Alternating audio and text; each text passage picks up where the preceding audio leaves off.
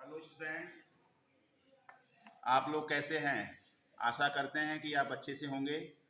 और आज हम त्रिकोणमिति के हम कोणों के अनुपात को आप लोगों के सामने प्रस्तुत करेंगे।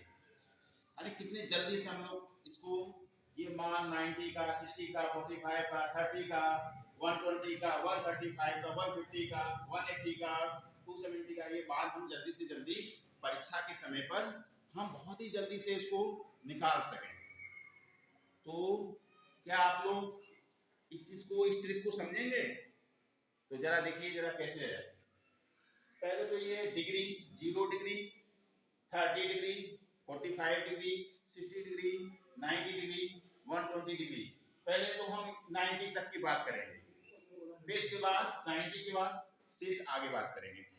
तो हम बच्चे जरा देखिए, 0 का मान तो सभी लोग जान ही रहे हैं 0 है। ये 30 डिग्री को हम रेडियन में अगर हम बदलेंगे, 30 अंश को अगर रेडियन में बदलेंगे तो ये फॉर्मूला है, radian measure is equal to pi upon 180 into degree measure. यानी कहने का तात्पर्य है कि इस रेडियन को देखिए, रेडियन है, ये रेडियन को निकालना है तो 0 यहां मल्टीप्लाई करेंगे, 0 का इसमें मल्टीप्लाई करेंगे 0 हो जाएगा। ये हमारा है डिग्री माप 30 है, यहाँ 30 डिग्री रखेंगे तो 30 में 30 पाई और बट्टे 180 हल करेंगे तो हमारा पाई बाई 6 आएगा। इसी प्रकार 45 का मान यहाँ रखेंगे तो पाई अपॉन 180 इंटू 45, इसे काटेंगे तो कितना आएगा बेटा, पाई बाई 4 आएगा। इसी प्रकार पाई बाई 3 आएगा, इसी प्रकार पाई बाई 2, क्योंकि हमने कहा है कि 90 तक का ही हम बताएंगे फिलहाल अभी, उसके बाद शेष बाद में। तो देखिए बेटा, ये हमारा जो है, इस चीज को ध्यान रखिएगा, ये हमारा स्टार्टिंग कौन है, 0 से स्टार्ट हो रहा है, ये 0 हो गया। उसके बाद हम काउंटिंग करते हैं, काउंटिंग नंबर, 0 के बाद 1 आएगा, फिर 2 आएगा, फिर 3 आएगा, फिर 4 आएगा। 0 1 2 3 4।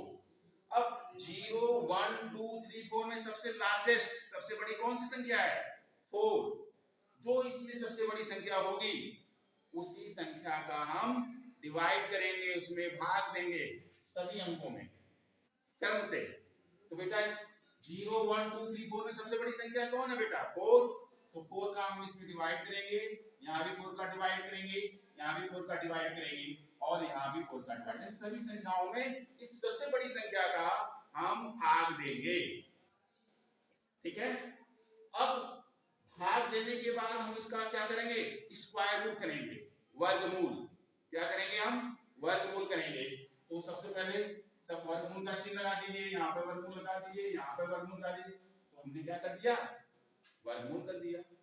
अब बेटा बताइए, सबसे पहला कोण है इसमें sine theta, angle sine theta है। तो 0/4 या 0 अपॉन 4 यानी 0 हो जाएगा, और 0 का वर्गमूल क्या होगा, 0 होगा। ओके, 1/4, 1 का वर्गमूल 1, 4 का वर्गमूल 2, यानी इसका वर्गमूल करेंगे 1/2 आएगा। सिमिलरली इसी प्रकार 2/4 दूसरे का क्या आएगा, 1 बार 1 हो जाएगा, 2 2 जा 4, इसका स्क्वायर रूट है 1 और 2 का होगा 1/2।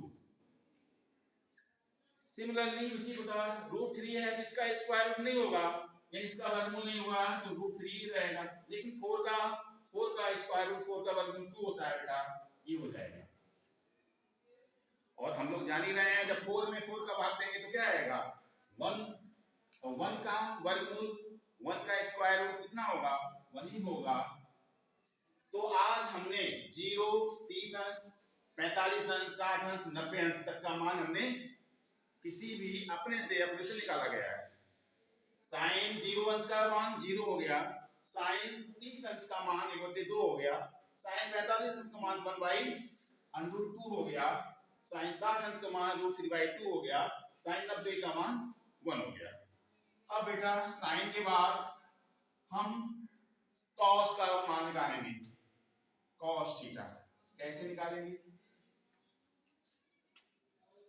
कुछ नहीं, जो इसका अंतिम मान है ये 90 वाला, इस मान को क्रम से इसको पकड़ के यहां रख देंगे, यहां पर जाएगी क्रम से, यानी जो संख्या जो सबसे लास्ट है उसको उठा के हम यहाँ ले आ देंगे। फिर इसके बाद ये आ रहा है, इसको उठा के हम यहाँ रख देंगे। फिर इसके बाद ये आएगा, ये कर देंगे, रख देंगे। इसके बाद ये संख्या आ रही है, फिर इसके बाद 0 आ रहा है। ये हमारा बेटा cos थीटा का मान हो गया। sin थीटा का वैल्यू आपने निकाल ही लिया। cos थीटा का वैल्यू कैसे निकालेंगे? जो हमारे जो 90 का सबसे लास्ट वैल्यू है उसको हम यहाँ पर सबसे पहले रखेंगे, उसके बाद ये क्रम से इसको रखेंगे, फिर इसका वाले मान, इसका मान ऐसे और ये सब रख देंगे। रखने के बाद ये आपका cos थीटा का मान आ चुका है। ये किसका मान आ गया है? cos theta. इसी प्रकार हम tan थीटा का मान निकालेंगे। तो tan थीटा में tan थीटा होता है, tan थीटा बराबर होता है sin बट्टे cos। tan थीटा का मान होता है, यहाँ रख देंगे हम, tan थीटा बराबर sin थीटा अपॉन cos। यानी sin थीटा के मान में अगर cos थीटा के मान का भाग दे दें तो हमारा क्या प्राप्त होगा? tan थीटा प्राप्त होगा। तो sin अपॉन, यानी sin की वैल्यू 0 है, 0 में अगर हम 1 का भाग देंगे तो क्या आएगा? 0 आ जाएगा। इसी प्रकार इसमें ये हो गया ऊपर sin थीटा की वैल्यू और ये हो गया हमारी cos थीटा की वैल्यू। तो इसमें हम डिवाइड करेंगे तो 2 से 2 कैंसिल हो जाएगा, 1 अपॉन √3 आ जाएगा। इसी प्रकार अगर हम इसको 1/√2 1/2 सेम है, पूरा का पूरा कट जाएगा तो 1 हो जाएगा। इसी प्रकार इस 2 से ये 2 कट जाएगा, √3 अपॉन 1 ये √3 हो जाएगा। इसमें 1 में 0 का डिवाइड करेंगे, 1 में 0 का भाग देंगे तो अपरिभाषित आएगा। इसको हम इनफाइनाइट भी बोलते हैं। अपरिभाषित को इस चिन्ह से प्रदर्शित करते हैं, इनफाइनाइट। इसका मान किसी भी संख्या में 1 में अगर 0 का डिवाइड करेंगे तब भी इनफाइनाइट, 2 में भी करेंगे तो किसी भी संख्या में अगर 0 का डिवाइड करते हैं तो उसका मान हमेशा अपरिभाषित आता है। तो आज हमने बच्चों sin थीटा के विषय में बता दिया। अगर आप लोग एग्जाम के समय पर अगर मान अगर तुम लोग दिमाग से उतर जाए तो इस टिप्स का सहारा लेकर आप लोग sin cos tan का मान याद कर लेंगे। अब आते हैं बेटा sin, अब तो sin cos 90 तक तो आप लोगों को क्लियर हो गया। अब 90 के बाद ये मान कैसे निकाला जाए? इन्हीं तरीकों से। कौन सी विधि से? सारणीय विधि से। ठीक है, जरा देख लीजिए इसको कैसे निकालेंगे हम, जरा देख लीजिए इसको।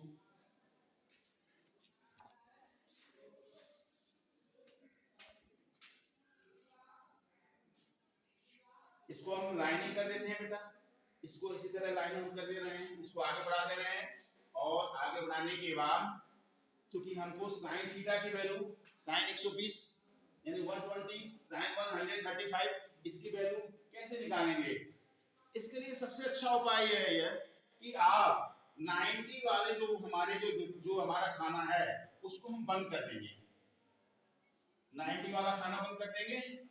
बंद करने के बाद जो ये मान है ये मान उठा के क्रम से यहाँ इस मान को इस क्रम में, इस मान को इस क्रम में और इस मान को इस क्रम में। तो ये मान को 90 वाले को तो बंद कर दिया, इसको हमको नहीं देना है। इस वैल्यू को उठा के यहाँ रख देंगे √3/2। फिर इस वाले मान को यहाँ रख देंगे 1/√2। फिर इस वाले मान को 1/2 और फिर इस वाले मान को 0 यहाँ रख देंगे। आ गया बेटा sin 135 अंश की वैल्यू, sin 120 अंश की वैल्यू कितनी होगी? sin 120 की √3/2, sin 135 का मान 1/√2 होगा, sin 150 का मान 1/2 होगा और sin 180 का मान 0 होगा। ठीक, याद हो गया? फिर सुन लीजिए एक बात, ये हम कैसे निकाल रहे हैं, कैसे प्राप्त कर रहे हैं? 90 के मान को ढक लीजिए, इसको मान जाइए कि हम भूल गए हैं। अब ये वाले वैल्यू को क्रम से इस वाले को इस क्रम में यहाँ बैठा दीजिए, इस वाले को यहाँ ले आइए, यानी जितने भी मान इसको क्रम से इसी तरह ऐसे क्रम से रखते जाइए। रखने के बाद इस बात को याद रखिए कि हमारा मान साइन का 180 तक, 0 से 180 तक हमको प्राप्त हो गया। अब आ जाइए 270 और 360, यानी साइन इसका वैल्यू कितना होगा? इसके लिए हमको ये हम इसको हम कह रहे हैं पाई और ये क्या है हमारा 2 × पाई। तो जब ये पाई की वैल्यू 0 है तो 2 पाई, चूंकि पाई इक्वल टू 0 तो 2 पाई इसका भी वैल्यू 0 हो जाएगी। और दो जीरो जब आ जाएं तो हम एक तरह से इसको डबल ये जीरो इसके बीच में -1 भी याद करने के लिए लिख सकते हैं। भाई इधर भी जीरो है इधर भी जीरो है, तो यहाँ -0 के नजदीक क्या हो सकता है, 1 ही होगा, तो -1 हो गया। ठीक, साइन 270 का मान -1 हो गया, साइन 180 का मान 0। जब यहाँ तक जो जीरो निकल गया था, फिर इसके बाद जैसे यहाँ ये 2 पाई है, पाई की वैल्यू ये 0, तो 2 into पाई, तो पाई 0 तो ये भी 0 हो गया।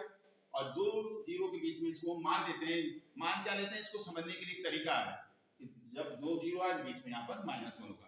यानी इस प्रकार साइन थीटा का मान 0 से लेके 360 अंश तक आप लोग याद करने की झंझट नहीं, आप लोग मात्र 5 मिनट के अंदर ये आप लोग बना सकते हैं।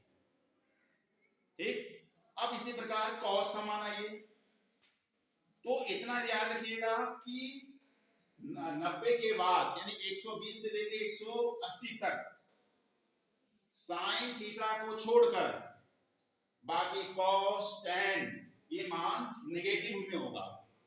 कहां से, 120 से लेके 180 तक ये मान क्या होगा, नेगेटिव होगा। कैसे, अभी हमने बताया था कि साइन 90 इसको बंद कर देंगे, 90 वाले को बंद कर देंगे, क्या आया 1/2 यानी देंगे 1/2। लेकिन हमने क्या बताया कि cos और tan का मान 90 के बाद जो भी आएगा नेगेटिव होगा, ये बंद हो गया 1/2 आ गया, फिर 1/2 यानी देंगे 1/√2 ये भी नेगेटिव रहेगा, ये होगा √3/2 इसको भी हम नेगेटिव कर देंगे, और ये हमारा 1 भी लिख लेंगे यहाँ पे -1। तो इस प्रकार एक हमारा बेटा 180 तक का मान cos का भी आ गया। ये हमेशा याद रखिएगा ये माइनस होगा, यहाँ माइनस है, ये भी माइनस है, माइनस। ठीक, जब ये पाई की वैल्यू -1 है, पाई की वैल्यू -1 है, तो जस्ट इसके उल्टा इधर जब इस ये वाला अगर +1 हो जाएगा, एक -1 है एक +1 है, तो बीच में 0 हो जाएगा। तो इधर -1 इधर +1, तो ये मान हमारा ये cos वाला मान क्या होगा, 0 हो जाएगा। तो इस प्रकार आपने cos थीटा का मान, आपने 0 का मान निकाल लिया 1, cos 30 का मान आ गया, cos 45 का मान ये हो गया, cos 60 अंश का मान हो गया, cos 90 अंश का मान ये हो गया। अब cos 120 हमने बताया था कि साइन को छोड़कर कहां तक, 180 तक, बाकी cos tan cot sec ये सब मान यहां पर नेगेटिव होंगे। लेकिन साइन का उल्टा हमने बताया था नेक्स्ट वीडियो में, प्रतिलोम क्या होता है, कोसेक थीटा होता है। जब साइन इधर प्लस का होगा तो कोसेक भी लास्ट में क्या होगा, प्लस होगा, बाकी संख्या सब इधर कैसे होगी, नेगेटिव होगी। नहीं, अब आइए बेटा tan का मान निकालना है। tan हमने क्या कहा, इस 90 को बंद कर दीजिए, 90 को हमको नहीं लेना है। अब ये वाला मान सभी मान को क्रम से उठा के रख देना है, तो ये हो जाएगा √3 को उठा लिए, 1 को उठा लिया, फिर हमने इसको रख दिया यहाँ पर 1/√3, और इसी प्रकार हमने यहाँ 0 को भी रख दिया। लेकिन हमने क्या कहा था कि 90 के बाद 180 तक ये वैल्यू कैसी होती है, नेगेटिव होती है सभी।